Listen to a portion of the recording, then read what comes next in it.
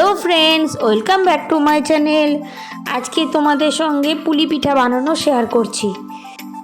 मैं नारकेल फाटिए जल बेर करे निয়েছি আর নারকেলগুলো রেখে দিয়েছি এটা কুড়বো বলে।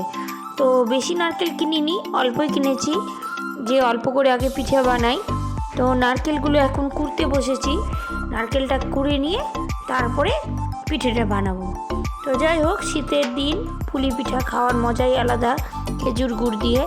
তো ভাবলাম চলো বানিয়েই নিই। আর সকলেই মোটামুটি ঘরে অল্প একটু বানাই, তো আমাদের ছোট্ট ফ্যামিলি, তাই অল্পই নারকেল কিনেছি, দুটো নারকেল কিনে কুড়তে বসেছি। তো যাই হোক, নারকেল কুড়ে নিলাম। আর এদিকে দেখছো খেজুর গুড়টা তো শক্ত থাকে, তো ওটাকেও আমরা চাকু দিয়ে কুড়ে নিয়েছি, এক কোনায় কুড়ে রেখে দিলাম। আর এই খেজুর গুড়টা ডাইরেক্ট দুধের হাঁড়িতে দিব না, এটা অল্প করে দুধের মধ্যে আলাদা করে ঠান্ডা দুধের মধ্যে গুলে রাখছি, যাতে কি অনেক সময় ফেটে যায়, তাই জন্য। আর এইদিকে দেখছো কড়াইয়ের মধ্যে চিনি জাল দিচ্ছি। চিনিটা একটু পাক হয়ে গেলে তারপরে কোড়া নারকেলগুলো দিয়ে দেবো পাক দেওয়ার জন্য। তো এই যে কোড়া নারকেলটা রাখা আছে পাশে দেখছো, তো এই কোড়া নারকেলটা এই চিনির যে শিরা বানিয়েছি ওই চিনির জালের মধ্যে এই নারকেল কুড়োটা দিয়ে দিচ্ছি। এবার ভালো করে কষাতে হবে যাতে এই নারকেল কুড়োগুলো সুন্দর করে নরম হয়ে যায় আর পাক তৈরি হয়ে যায়। তো যেমন আমরা নাড়ু বানাই ঠিক ওই রকমই। তো আগে নারকেলটাকে এই চিনির যে রসটা সেটা দিয়ে ভালো করে পাক দিয়ে দিতে হবে। অনেকটা স্টিম কমিয়ে করতে হবে, না হলে তলে তলে কিন্তু পুড়ে যাবে। তো সময় নিয়ে আস্তে আস্তে করে মানে মিডিয়াম স্টিমে স্লো স্টিমে এটাকে ভালো করে পাক দিতে হবে। এবার অন্য দিকে গ্যাসের মধ্যে দুধ বসিয়ে দিয়েছি, আর দুধটার মধ্যে দিয়ে দিয়েছি তেজপাতা। দুধটা আস্তে আস্তে ফুটুক। আর এবার আমরা একদিকে আটা বলতে চালের গুঁড়াকে গরম জল দিয়ে মেখে নিয়েছি, তাই দিয়ে ছোট ছোট করে লেচি বানিয়ে নিয়েছি। এটা দিয়ে আমরা পুলি পিঠাটা বানাবো। আর এই দেখো পাক হয়ে গেছে, ঠান্ডা করতে রেখেছি। এটা ঠান্ডা হয়ে গেলে এটাকে আমরা যেটা চালের গুঁড়া দিয়ে মেখে রেখেছি, লেচিগুলো কেটে রেখেছিলাম, ওটার মধ্যে পিঠেটা বানাবো। আর এটা দেখছো নারকেলের কাঁইকে লম্বা লম্বা করে বানিয়ে রেখে দিলাম, যাতে গিয়ে পুর হিসাবে ঢুকাতে পারবো। তো এবার এটা একটু করে রাখলে কি তোমাদের ইজি হবে, কারণ একটা করে লেচি করো তারপরে আবার নারকেলের কাইটা ধরো, তাই জন্য করে রেখেছি।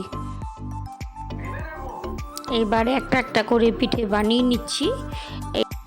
এবার লেচিগুলোকে সুন্দর করে বাটির মতো করে আর তার মধ্যে নারকেলের পুরগুলোকে ভরে দিচ্ছি, নিয়ে ভালো করে মুখটাকে সুন্দর করে চেপে দিতে হবে, যেন দুধের মধ্যে যখন আমরা এই পুলি পিঠাগুলো ছাড়বো তখন যেন কোনোভাবেই মুখগুলো খুলে না যায়, তাহলে আবার সব ভিতরের পুরগুলো বেরিয়ে যাবে।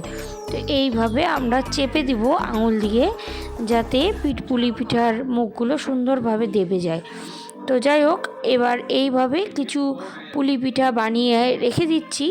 দিয়ে একটা সাইডে আমাদের গ্যাসের মধ্যে দুধ বসিয়ে দিয়েছি, ওটা ফুটছে। তো এইভাবে এই পুলি পিঠাগুলো একসঙ্গে বানিয়ে একটা করে আমরা হাঁড়ির মধ্যে ছেড়ে দেব। তো সব পিঠাগুলো আস্তে আস্তে করে ছেড়ে দিই আর দুধটাকে ফুটার অপেক্ষা করি। দুধটা যেন খুব স্টিম দিয়ে ফুটবে না, তাহলে দুধটা ফুটে যাবে কিন্তু পুলি পিঠাগুলো সিদ্ধ হবে না। তাই এক ফুটান দিয়ে গ্যাসটা সিম করে রেখে দিচ্ছি, যাতে আস্তে আস্তে করে দুধটা সুন্দর ফুটতে ক্রিম পড়ে যায়। তো যাই হোক, ফুটে গেছে খুব সুন্দর করে। এবার আমরা গ্যাস সিম করে কিছুক্ষণ ফুটিয়ে নেব। তো গ্যাস সিম করে ফুটানোর পর আমরা কিন্তু গ্যাসটাকে অফ করে দেব। আর দুধটা যখন একটু ঠান্ডা হয়ে যাবে তখন আমরা খেজুর গুড়কে যে ঝোলা করে রেখেছি দুধের সঙ্গে মিশিয়ে, সেটা আমরা দুধের মধ্যে ঢেলে দেব।